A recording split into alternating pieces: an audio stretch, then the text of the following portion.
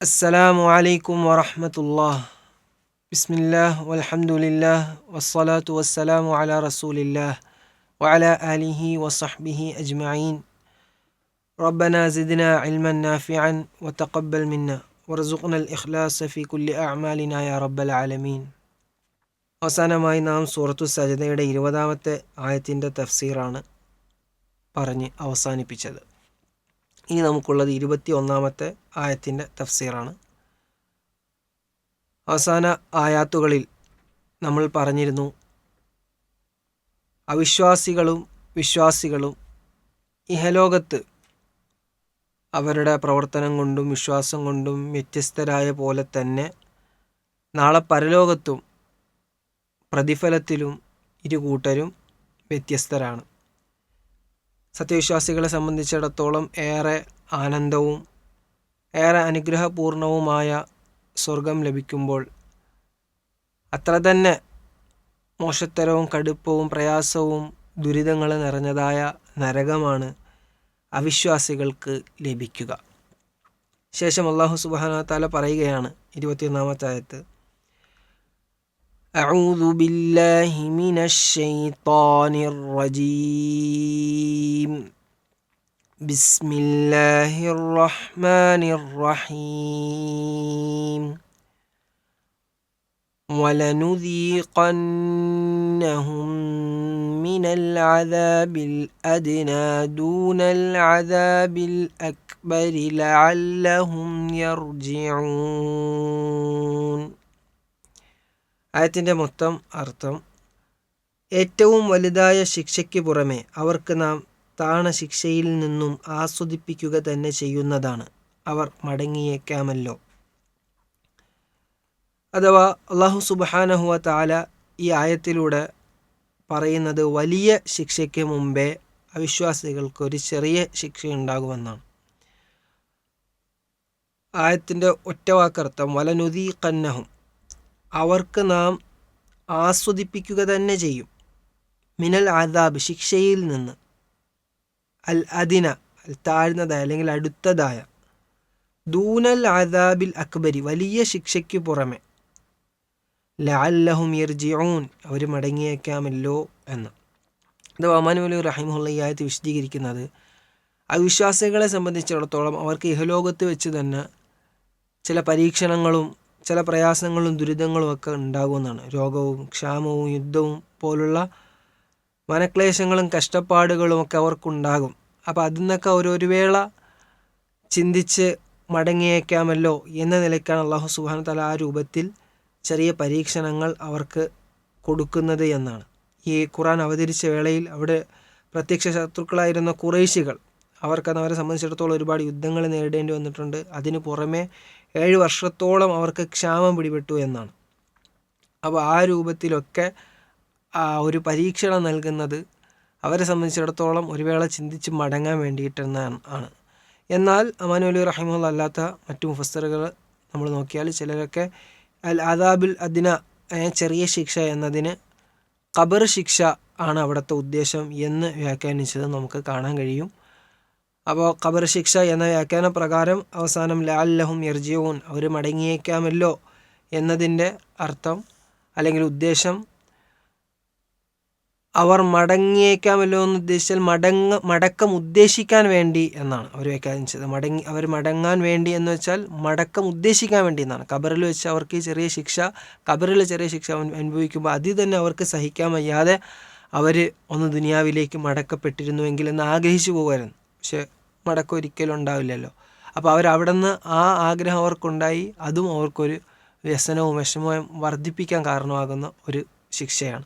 അപ്പോൾ അങ്ങനെ മറ്റ് മുഫസ്സിറുകൾ വ്യാഖ്യാനിച്ചത് നമുക്ക് കാണാൻ സാധിക്കും. ശേഷം 22-ാമത്തെ ആയത്തിൽ അല്ലാഹു സുബ്ഹാനഹു വ തആല പറയുകയാണ്, വമൻ അസ്ലമു മിമ്മൻ ദുക്കിറ ബിആയാതി റബ്ബിഹി സുമ്മ അഅറദ അൻഹാ ഇന്നാ മിനൽ മുജ്രിമീന മുൻതഖിമൂൻ. ആയത്ത് മുഴുവനായിട്ട് അർത്ഥം, തൻ്റെ രക്ഷിതാവിൻ്റെ ആയത്തുകൾ മുഖേന ഉത്ബോധനം ചെയ്യപ്പെടുകയും എന്നിട്ട് അവയെ വിട്ട് തിരിഞ്ഞുകളയുകയും ചെയ്തവനേക്കാൾ അക്രമി ആരാണുള്ളത്? നിശ്ചയമായും കുറ്റവാളികളോട് നാം ശിക്ഷാ നടപടി എടുക്കുന്നവരാകുന്നു എന്ന്. അഥവാ അള്ളാഹു സുബ്ഹാനഹു വ തആലയുടെ ആയത്തുകൾ, ആ ആയത്തുകൾ മനുഷ്യൻ്റെ കാലാകാലത്തെ നന്മയ്ക്ക് വേണ്ടിയിട്ടാണ്, ഉത്ബോധനം മനുഷ്യന്മാരുടെ നന്മയ്ക്ക് വേണ്ടിയിട്ടാണ്. അപ്പോൾ അങ്ങനെ ആയത്തുകൾ ഓതിക്കേൽപ്പിക്കപ്പെടുമ്പോൾ അതിൽ നിന്ന് തിരിഞ്ഞു കളഞ്ഞവർ അവരാണ് ഏറ്റവും വലിയ അക്രമി എന്നാണ്. അവരോട് അള്ളാഹു സുബ്ഹാനഹു വ തആല ശിക്ഷാ നടപടി എടുക്കും എന്നാണ്. വാക്കർത്ഥം നോക്കുകയാണെങ്കിൽ മൻ ആരാണ്? അദ്ലമു ഏറ്റവും വലിയ അക്രമി, മിമ്മൻ യാതൊരുവനേക്കാൾ, ദുക്കിറ അവന് ഉപദേശം ചെയ്യപ്പെട്ടു, ബി ആയാത്തി റബ്ബിഹി തൻ്റെ റബ്ബിൻ്റെ ആയത്തുകൾ മുഖേന, സുമ്മ പിന്നെ ആറദ അവൻ തിരിഞ്ഞു കളഞ്ഞു, അൻഹ അതിൽ നിന്ന്. ഇന്നാ നിശ്ചയമായും നാം മിനൽ മുജ്രിമീന കുറ്റവാളികളോട് മുൻതഖിമൂൻ ശിക്ഷാ നടപടി എടുക്കുന്നവരാണ് എന്നാണ്. അപ്പോൾ അള്ളാഹു സുബ്ഹാനഹു വ തആലയുടെ ആയത്തുകൾ കേൾക്കുമ്പോൾ അതിനെ അവഗണന മനോഭാവത്തോടു കൂടി അതിൽ നിന്ന് തിരിഞ്ഞു കളയുക എന്നുള്ളത് അവനാണ് ഏറ്റവും വലിയ അക്രമി എന്നാണ്. അതിനേക്കാൾ ഏറ്റവും വലിയ അക്രമി ഉണ്ടെന്ന് പറഞ്ഞാൽ അതിനേക്കാൾ വലിയ അക്രമിയില്ല, അവനാണ് ഏറ്റവും വലിയ അക്രമി എന്ന ഉദ്ദേശത്തിലാണ്. മുഅ്മിനീങ്ങളുടെ സ്വഭാവം ഇതിന് നേരെ വിപരീതമാണ്. നമ്മൾ മുമ്പ് വിശദീകരിച്ചതാണ്. മുഅ്മിനീങ്ങളെ സംബന്ധിച്ചിടത്തോളം മുഅ്മിനീങ്ങൾ അല്ലാഹു സുബ്ഹാനഹു വ തആലയുടെ ആയത്ത് കേട്ടാൽ അവർ സശ്രദ്ധം അത് കേൾക്കുകയും അത് വിനയാനിതരായി അത് ഗ്രഹിച്ച് അത് വാക്കാലും പ്രവർത്തിയാലും അവരുടെ ജീവിതത്തിൽ കൊണ്ടുവരാൻ വേണ്ടി അവർ പരിശ്രമിക്കുകയും ചെയ്യും. 15-ാമത്തെ ആയത്തിൽ നമ്മൾ പറഞ്ഞു, ഇന്നമായും മിനു ബി ആയാത്തിനല്ലദീന ഇദാ ദുക്കിറു ബിഹ ഖർറു സുജ്ജദ എന്ന് നമ്മൾ അവിടെ വിശദീകരിച്ചതാണ്. അത് സത്യവിശ്വാസികളുടെ ഗുണമാണ്, വിശേഷണമാണ്. ഇവിടെ അവിശ്വാസികൾ അതിന് നേരെ വിപരീതമായതാണെന്നാണ് ഈ ആയത്തിൽ നിന്ന് നാം മനസ്സിലാക്കേണ്ടത്. ശേഷം 23-ാമത്തെ ആയത്തിൽ അല്ലാഹു സുബ്ഹാനഹു വ തആല പറയുകയാണ്, വലഖദ് ആതൈനാ മൂസൽ കിതാബ ഫലാ തകുൻ ഫീ മിദ്യതിൻ മിൻ ലിഖാഇഹി വജഅൽനാഹു ഹുദൻ ലിബനീ ഇസ്രായീൽ. അഥവാ മൂസാ നബി അലൈഹി ഇസ്ലാമിക്ക് തൗറാത്ത് കൊടുത്തതുമായി ബന്ധപ്പെട്ടിട്ടാണ്, ബനു ഇസ്രായേലിനെ സംബന്ധിച്ചാണ് ആയത്തിൽ പറയുന്നത്. ആയത്തിൻ്റെ മൊത്തം അർത്ഥം, മൂസാക്ക് നാം വേദഗ്രന്ഥം നൽകുകയുണ്ടായിട്ടുണ്ട്, എന്നാൽ അതിൻ്റെ കാഴ്ചയെക്കുറിച്ച് നീ യാതൊരു ആശങ്കയിലും ആകേണ്ടതില്ല. നാം അതിനെ അഥവാ അദ്ദേഹത്തെ ഇസ്രായേൽ സന്തതികൾക്ക് മാർഗദർശനമാക്കുകയും ചെയ്തു എന്നാണ്. വാക്കർത്ഥം വലഖദ് ആതൈന നാം നൽകിയിട്ടുണ്ട് മൂസാക്ക് അൽ കിതാബ് വേദഗ്രന്ഥം. അഥവാ മൂസാ നബി അലൈഹി സ്വലാം അള്ളാഹു ഗ്രന്ഥം നൽകിയിട്ടുണ്ട്. അപ്പോൾ അവിടെ അൽ കിതാബ് കൊണ്ടുള്ള ഉദ്ദേശം എന്താണ്? തൗറാത്താണ്. ഫലാ തകുൻ എന്നാൽ നീ ആവരുത്, ഫീ മിരിയത്ത് എന്ന് പറഞ്ഞാൽ ആശങ്ക, സംശയം എന്നൊക്കെയാണ് വാക്കർത്ഥം. മിൻ ലിഖാഇഹി അതിൻ്റെ കാഴ്ചയെ, വജഅൽനാഹു നാം അതിനാക്കുകയും ചെയ്തു, ഹുദൻ സന്മാർഗം, ലിബനി ഇസ്രായേൽ സന്തതികൾക്ക്. അപ്പോൾ ഇവിടെ മൂസാ നബി അലൈഹി സ്വലാമിക്ക് തൗറാത്ത് നൽകിയിട്ടുണ്ട്. ഫലാ തകുൻ ഫീ മിരിയത്തിൻ മിൻ ലിഖാഇഹി അതിൻ്റെ കാഴ്ചയിൽ നീ സംശയത്തിലാകരുത് എന്നാണ് പറഞ്ഞത്.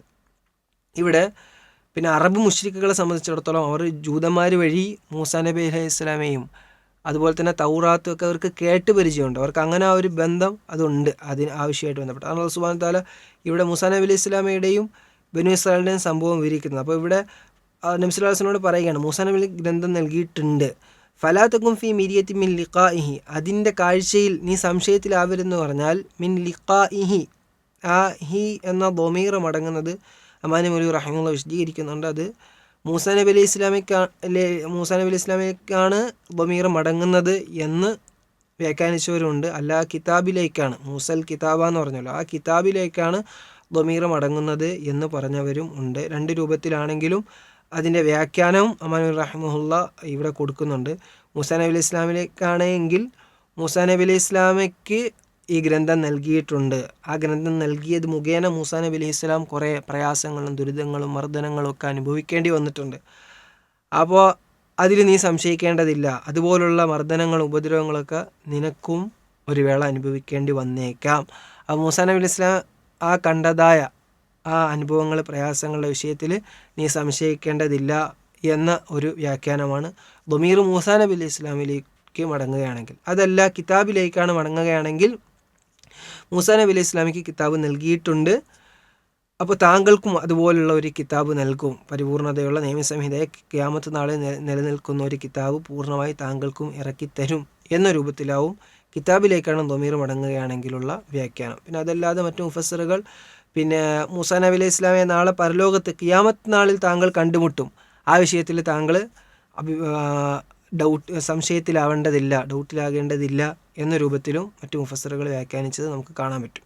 ശേഷം വജഅൽനാഹു, നാം അതിനാക്കി ഹുദൻ സന്മാർഗം ബനു ഇസ്രായേലുകൾക്ക് അതിനെ നാം സന്മാർഗമാക്കി എന്ന് പറഞ്ഞാൽ ആ ളമീർ അടങ്ങുന്നത് മൂസാ നബി അലൈഹി ഇസ്ലാമിക്കാണെന്നും വ്യാഖ്യാനിച്ചിട്ടുണ്ട്, തൗറാത്തിലേക്കാണ്, ആ കിതാബിലേക്കാണെന്നും വ്യാഖ്യാനിച്ചിട്ടുണ്ട്. രണ്ടാണെങ്കിലും മൂസാ നബി അലൈഹി ഇസ്ലാമാണെങ്കിലും തൗറാത്താണെങ്കിലും ബനു ഇസ്രായേലുകാർക്ക് അത് ഹുദ സന്മാർഗം തന്നെ ആയിരുന്നു. ശേഷം അല്ലാഹു സുബ്ഹാനഹു വ തആല വീണ്ടും പറയുകയാണ് 24-ാമത്തെ ആയത്ത്, വജഅൽനാ മിൻഹും അഇമ്മതൻ യഹ്ദൂന ബിഅംരിനാ ലമ്മാ സബറൂ വകാനൂ ബിആയാതിനാ യൂഖിനൂൻ. ആയത്തിൻ്റെ മുഴുവനായ അർത്ഥം പറയുമ്പോൾ, അവർ ക്ഷമ കൈക്കൊണ്ടപ്പോൾ നമ്മുടെ കൽപ്പന അനുസരിച്ച് മാർഗദർശനം നൽകുന്ന ചില നേതാക്കളെ നാം അവരിൽ നിന്ന് ഉണ്ടാക്കുകയും ചെയ്തു. അവർ നമ്മുടെ ആയത്തുകളിൽ ദൃഢമായി വിശ്വസിക്കുകയും ചെയ്തിരുന്നു. വാക്കർത്ഥം നമ്മൾ നോക്കുകയാണെങ്കിൽ വജഅൽനാ മിൻഹും, അവരിൽ നിന്ന് നാം ആക്കി, മിൻഹും എന്ന് പറഞ്ഞാൽ അവരിൽ നിന്ന്, അയിമ്മത്തൻ ചില നേതാക്കളെ, യഹ്ദൂന മാർഗദർശനം നൽകുന്ന ബി അംരിന നമ്മുടെ കൽപ്പന പ്രകാരം, ലമ്മാ സബറു അവർ ക്ഷമിച്ചപ്പോൾ, വക്കാനു അവർ ആയിരുന്നു, ബി ആയത്തിന നമ്മുടെ ആയത്തുകളിൽ, യൂഖിനൂൻ ദൃഢമായി വിശ്വസിക്കുന്നവർ. അഥവാ ബനു ഇസ്രായേലിയരെ സംബന്ധിച്ചിടത്തോളം അവർക്കുണ്ടായ പരീക്ഷണങ്ങളിൽ അവർ ക്ഷമിച്ച് ഒരു നല്ല നിലപാട് കൈക്കൊണ്ടിരുന്ന സമയത്ത് അള്ളാഹുവിൻ്റെ അനുഗ്രഹം എന്നോണം അള്ളാഹു സുബ്ഹാനഹു തആല ഒരുപാട് പ്രവാചകന്മാരെ അല്ലെങ്കിൽ പണ്ഡിതന്മാരെ, നേതാക്കന്മാരെ, ഇമാമുമാരെ അള്ളാഹു സുബ്ഹാനഹു തആല ബനു ഇസ്രായേലിയരിൽ നിയോഗിച്ചിട്ടുണ്ട്. അവർ നേരാവണ്ണം അവരെ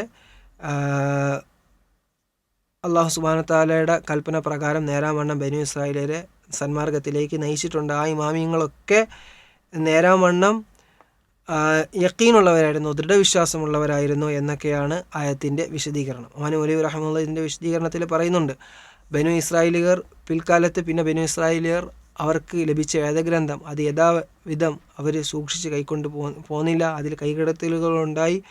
അങ്ങനെ കാലക്രമേണ അതുപോലുള്ള ഒരു വേദഗ്രന്ഥം മനുഷ്യർക്ക് ആവശ്യമായി വന്നു. ആ വേദഗ്രന്ഥം മനുഷ്യരാൽ സംരക്ഷിക്കപ്പെടുന്നതുമാകണം, ഖിയാമത്ത് നാൾ വരെ നിലനിൽക്കുന്നതുമാകണം. ആ രൂപത്തിൽ ഖുർആനെ ഞാൻ താങ്കൾക്ക് ഇറങ്ങിത്തരും, ഖുർആനെ നാം ഖിയാമത്ത് നാൾ വരെ സംരക്ഷിക്കുകയും ചെയ്യും എന്ന രൂപത്തിലും ഒമാനി മൗലവി റഹിമഹുല്ലാഹ് വിശദീകരണം നൽകുന്നുണ്ട്. 25-ാമത്തെ ആയത്ത്, ഇന്ന റബ്ബക ഹുവ യഫ്സിലു ബൈനഹും യൗമൽ ഖിയാമത്തി ഫീമാ കാനൂ ഫീഹി യഖ്തലിഫൂൻ. അഥവാ നിശ്ചയമായും അവർ ഭിന്നിച്ചുകൊണ്ടിരിക്കുന്ന കാര്യത്തിൽ നിന്റെ റബ്ബ് തന്നെ അവർക്കിടയിൽ ഖിയാമത്ത് നാളിൽ തീരുമാനം ചെയ്യുന്നതാണ് എന്നതാണ് ആയത്തിൻ്റെ മുഴുവനായിട്ടുള്ള അർത്ഥം. വാക്കർത്ഥം നോക്കുകയാണെങ്കിൽ ഇന്ന നിശ്ചയമായും റബ്ബക നിന്റെ റബ്ബ് ഹുവ അവൻ യഫ്സിലു തീരുമാനം ചെയ്യും, തീർപ്പ് കൽപ്പിക്കും, ബൈനഹും അവർക്കിടയിൽ, യൗമുൽ ഖിയാമ ഖിയാമത്ത് നാളിൽ, ഫീമാ കാനു ഫീഹി യഖ്തലിഫൂൻ, ഇഖ്തലഫ യഖ്തലിഫു എന്ന് പറഞ്ഞാൽ ഭിന്നിക്കുക, ഫീഹി അതിൽ. അപ്പോൾ അവർ ഭിന്നിച്ച ഒരു വിഷയത്തിൽ യാതൊന്നിലാണോ അവർ ഭിന്നിച്ചത് ആ വിഷയത്തിൽ അള്ളാഹു സുബ്ഹാനഹു വ തആല തീർപ്പ് കൽപ്പിക്കുന്നു. അഥവാ റസൂലുള്ളാഹി സ്വല്ലല്ലാഹു അലൈഹി വസല്ലം നബിയാണോ, നബിയല്ലേ, ഖിയാമത്ത് നാൾ സംഭവിക്കില്ലേ പോലുള്ള കാര്യങ്ങളിലൊക്കെ അവർക്ക് അഭിപ്രായ വ്യത്യാസം ഉണ്ടായിരുന്നല്ലോ, ഒരു തർക്കത്തിലായിരുന്നല്ലോ.